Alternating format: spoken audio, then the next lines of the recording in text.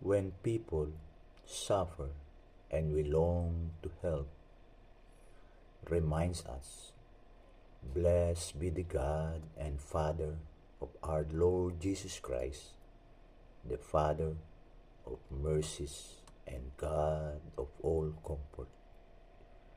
As the Lord wraps His loving arms around us, we are able to embrace others with the comfort with which we ourselves are comforted by God.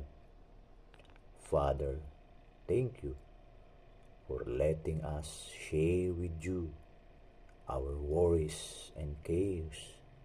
We're grateful that you stand beside us to comfort and guide. Help us to console others as you look out for your own. God truly comforts us so that we can comfort others.